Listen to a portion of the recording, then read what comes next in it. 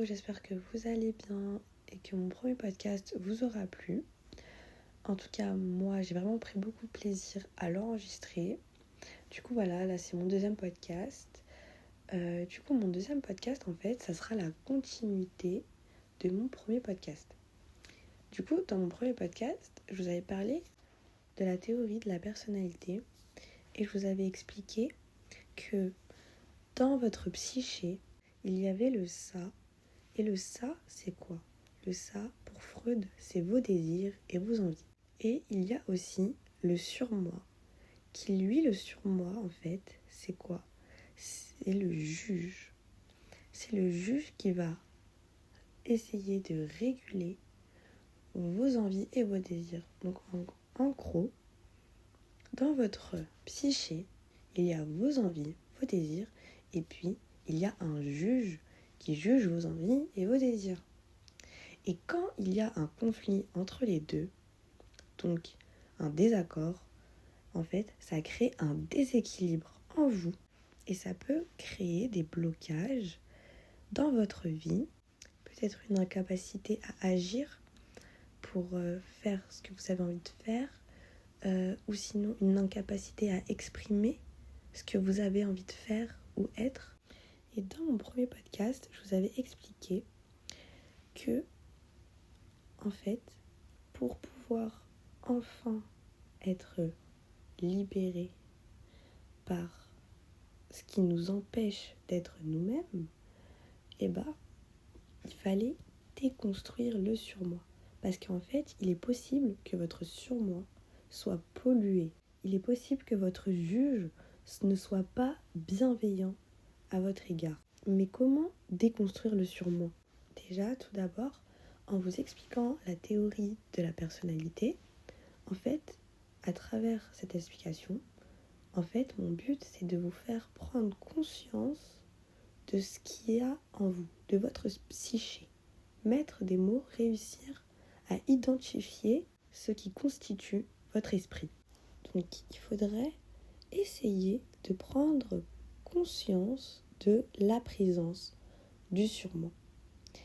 Essayez d'identifier les voix intérieures qui vous jugent, qui vous interdisent ou qui vous font culpabiliser. En essayant de vous remettre en question, en fait, quelles sont les phrases que vous vous répétez constamment ? Ça peut être des phrases du genre « tu dois »,« ce n'est pas bien de »,« tu devrais pas faire ça »,« tu devrais plutôt faire comme ça », ou encore « ne fais pas ça, il va t'arriver quelque chose de grave si tu le fais ». Vous voyez ces phrases qui résonnent en vous, en fait, c'est vos pensées. C'est comme ça, c'est inconscient. Mais ces pensées-là, d'où viennent-elles ? Et en vous posant cette question-là, c'est là où le travail sur vous-même débute. Car vous vous remettez en question et vous cherchez à vous comprendre. Donc oui, en vous posant la question, mais d'où viennent mes pensées ? Même si ça peut être des pensées anodines, hein, ça peut être des pensées totalement normales, quoi. Enfin, c'est vos pensées. Mais d'où viennent-elles, finalement ? Est-ce que je le pense vraiment parce que c'est moi qui le pense ? Ou ces pensées-là, elles viennent de quelque part extérieur à moi ? Est-ce qu'elles viennent de vos parents ? Est-ce qu'elles viennent de votre religion ? Est-ce qu'elles viennent de l'école ou de votre culture ? Est-ce que vous avez choisi de penser ça ? En fait, il faudrait réussir à analyser les valeurs et les interdits que vous avez intériorisés tout au long de votre vie, au travers de votre éducation, au travers de votre culture ou autre. Il faudrait faire la différence entre ce que vous voulez vraiment et ce que vous croyez devoir vouloir. Essayez de se remettre en question. Pourquoi est-ce mal de dire non ? Pourquoi ai-je honte de certaines envies ? Par exemple, là, j'ai parlé de la honte. La honte, c'est une émotion. Et en fait, oui, c'est possible que votre conflit intérieur vous crée des émotions négatives. Car oui, le cerveau, il est constitué d'éléments chimiques. ça crée quelque chose de chimique.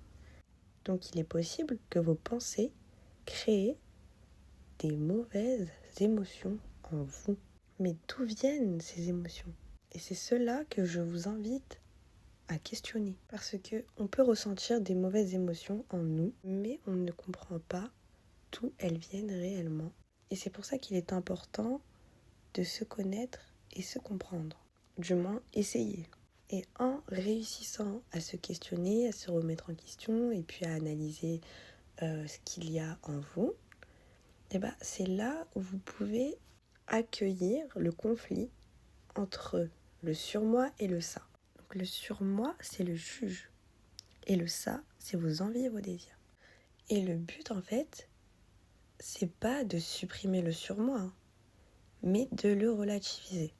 En fait, c'est un travail d'équilibre entre le désir, le ça, la réalité sociale, donc vous-même, le moi, et les valeurs du surmoi.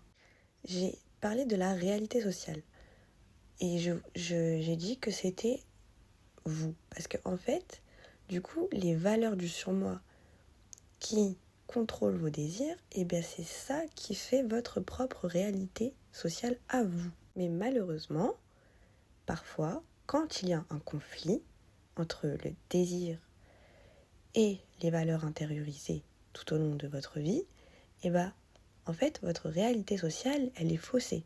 Elle n'est pas réelle. Elle semble réelle pour vous parce que vous avez grandi dans votre environnement, vous avez toujours vécu telle ou telle chose, ou vécu dans tel environnement, et en fait, c'est votre norme. Et donc, c'est votre réalité. Par exemple, je vais vous donner un exemple d'une jeune fille. Par exemple, depuis l'enfance, on lui répète que tu dois être belle pour être aimée. Une fille mince, c'est une fille parfaite. Donc du coup, la fille, elle subit des critiques, du contrôle et aussi de la négligence. Mais tout ça, cette jeune fille, elle le ressent au travers de son environnement. Et son environnement, c'est sa norme. Elle va pas ressentir que toutes ces critiques, c'est mal pour elle. Elle va intérioriser ça et elle va se construire avec ces idées-là, ces pensées-là. Et là, le conflit intérieur en elle, en fait, elle peut... son ça, par exemple, il veut, par exemple, simplement être libre, il veut manger, vivre et se sentir bien. Mais puisque son surmoi, lui, il est construit avec ces idées-là qu'elle a intériorisées durant son enfance, en fait, son surmoi va lui répéter « si tu grossis, tu n'as aucune valeur ». Et c'est là où du coup la réalité sociale de cette jeune fille, elle est endommagée. Elle pense que c'est réel parce que c'est sa norme, elle a intériorisé tout ça depuis toujours. Du coup, son surmoi, il va constamment répéter ce qu'elle a intériorisé tout au long de sa vie. Et du coup, cette jeune fille, malheureusement, en fait, sa personne, elle est écrasée entre contrôle extrême et lâcher prise totale. Parce que, en fait, elle a envie de manger, elle a faim, elle a besoin d'énergie, de douceur, d'amour, etc.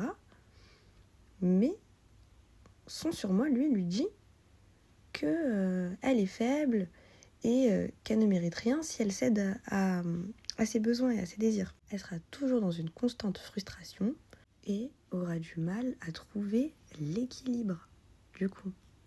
Et donc, pour essayer de trouver l'équilibre, il faudrait reconnaître les voix critiques qui ne sont pas les siennes.